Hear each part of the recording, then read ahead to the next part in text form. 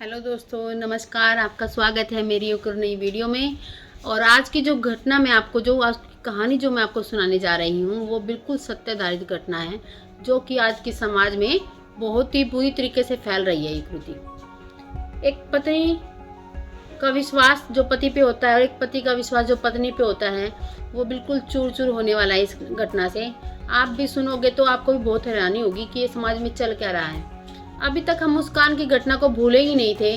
सौरभ राजपूत था, उसकी निर्मम हत्या को हम भूले नहीं थे, हमारे दिमाग में से वो हत्या निकली नहीं थी। एक और कांड हमारे हरियाणा में हो गया।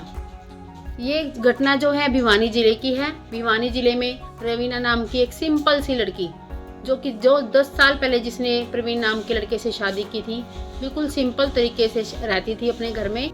दोस्त की रोटी वो आराम से कमा रहा था, अपनी जो ईमानदारी की नौकरी कर रहा था, जैसे भी वो छोटा मोटा काम करके काम कर रहा था, बिल्कुल खुशी से अपना जीवन व्यतीत कर रहे थे वो।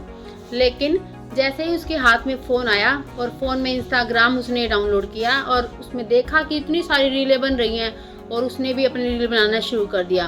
वो ना तो मौका देखती थी ना जगह देखती थी, वहीं पे अपनी वीडियो बनाना शुरू कर देती थी, जो कि उसके पति को बिल्कुल पसंद नहीं थी, क्योंकि उसके पति को वो टाइम नहीं दे पा रही थी। उसके पति ने बोला कि भाई ऐसे आप इंस्टाग्राम की रील मत बनाया करो, वो हो सकता है तो रील बनाओ तो अपने घर में ही बनाओ, बाहर जाके मत बनाओ।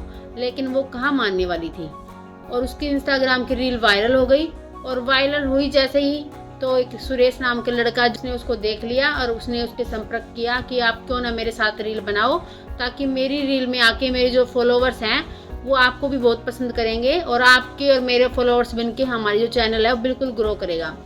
और जो रवीना थी वो उसके झांसे में आ गई और दोनों ने हरियाणवी नाटक बनाना शुरू कर दिया, इंस्टाग्राम पे रील वीडियो डालना शुरू कर दिया और उनकी रील बहुत पसंद की जाने लगी।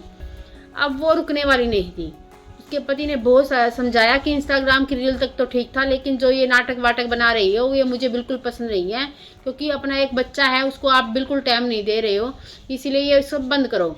लेकिन रवीना ने बिल्कुल नहीं माना। वो बच्चे को लेकर अपने घर चली गई और उनके बीच में जो लड़ाई झगड़ा शुरू होने लगा, बात बात पे लड़ाई झगड़ा शुरू रहने लगा और वो अपने घर पे चली गई बच्चे को लेके।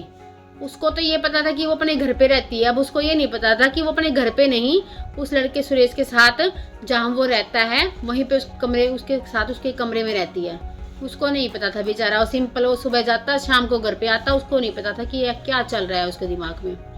अब वो जैसे उसको फ़ोन पे बोलता कि घर पे आ जा, घर पे मैं कैसे संभालूंगा, तो कभी कभी उसके घर पे भी जाती। लेकिन वो इस बात से दुखी हो गया था कि वो इतने इतने महीने तक घर से बाहर रहती है और वो मुझे भी टाइम नहीं दे रही, बच्चे को टाइम नहीं दे रही, मुझे पता ही नहीं वो किसके जीवन में चल क्या रहा है। अब वो उसने सुरेश से बोला कि ये तो मुझे बहुत परेशान करने लगा, प्रवीण का तो कुछ ना कुछ इलाज करना पड़ेगा। उन्होंने प्लानिंग के तहत बोला कि चलो आज तुम अपने घर पे जाओ और घर पे जाओ और उसको मनाओ, थोड़ा सा सामान जाता है तो। रवीना अपने घर पे अपने बच्चे को लेकर 23 मार्च को घर पे गई और घर पे जाके उसने देखा कि उसके पति ने फिर उससे लड़ाई झगड़ा शुरू कर दिया कि भाई आप इतने दिन बाहर रहते हो, इतने दिन में आते हो, कभी आपका मर्जी हुई जब आप चले गए, मर्जी हुई जब आपका घर पे आ गए, ये कोई धर्मशाला नहीं है, अगर रहना तो यहाँ पे रहो नहीं तो अलग हो जाओ। अब रवीना को मार चुकी है।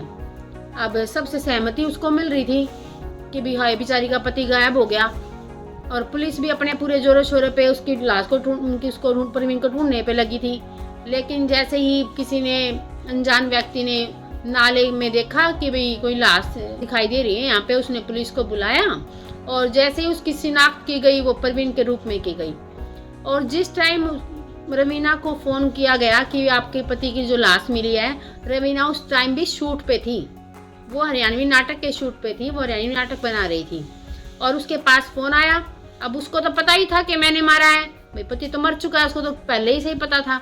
उसने रोना शुरू कर दिया। जो शूट पे और आदमी थे उसके साथ, जो उसके साथ कलाकार थे, उन्होंने उसके साथ सांत्वना दी, कोई बात नहीं, घबराने की ज़रूरत नहीं है, हम आपके साथ चलते हैं और आपको घर तक छोड़ के आएंगे, चिंता मत करो, जो कुछ अच्छा ही हो गया, क्या पता झूठी खबर हो।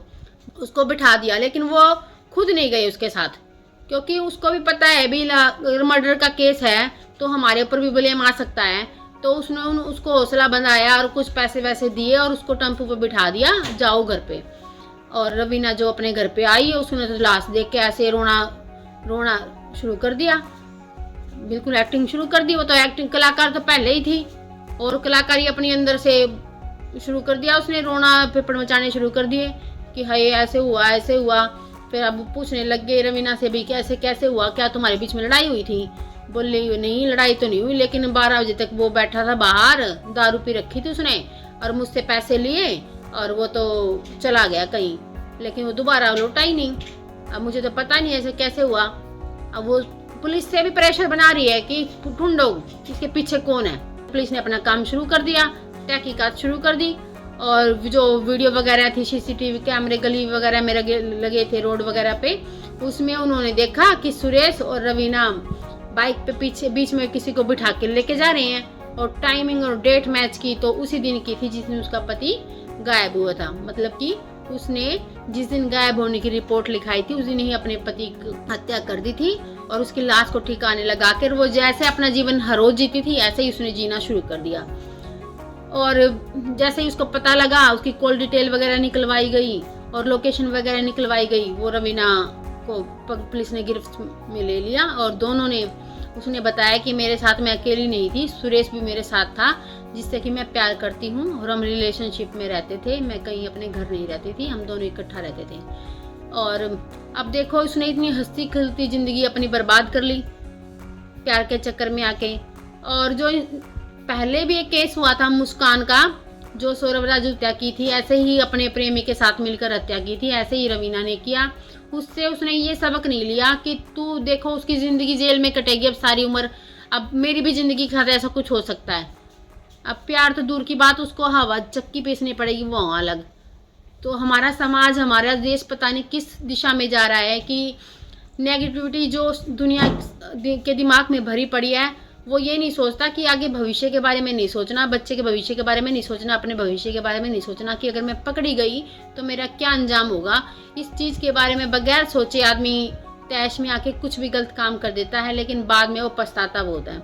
अब वो देखो वहाँ पे मिलेंगे, जेल में दोनों पकड़े गए हैं। और आपका धन्यवाद कहानी को सुनने के लिए। मेरे चैनल को लाइक करें, सब्सक्राइब करें। ऐसी और घटनाओं के साथ मैं आपको फिर मिलूँगी। धन्यवाद।